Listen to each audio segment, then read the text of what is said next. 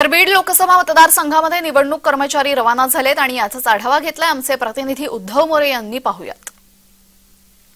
बीड लोकसभेसाठी उद्या प्रत्यक्षात मतदान होणार आहे आणि हे मतदान जवळपास 2355 बूथ केंद्रावर जे आहे ते होणार आहे आणि या सगळ्यासाठी जे मशीनची वाटप आहे, ईव्हीएम मशीनची वाटप आहे ती आता पूर्ण झालेली आहे. मोठ्या संख्येने या ठिकाणी 2355 बूथवर जे आहे ते या ठिकाणी मशीनचं वाटप झालेलं आहे.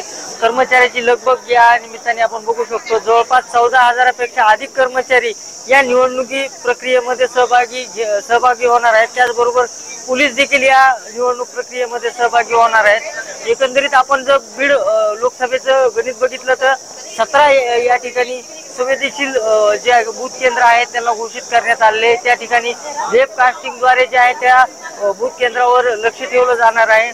एकंदरीत मतदारासंदर्भामध्ये मोठी जनजागृती या ठिकाणी जिल्हा प्रशासनाकडून करण्यात आली आहे. त्यामुळं आता उद्या प्रत्यक्षात किती मतदान होतं याकडे देखील सर्वांचं लक्ष असणार आहे.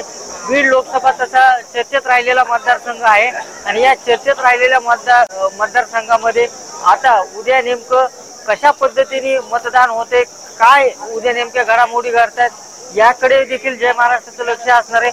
मात्र आज प्रशासनाकडून मतदान घेण्याची जी प्रक्रिया आहे ती पूर्ण झालेली आहे. मशीन जे आहेत ते बूथ केंद्रापर्यंत निघलेले आपल्याला दिसत आहेत.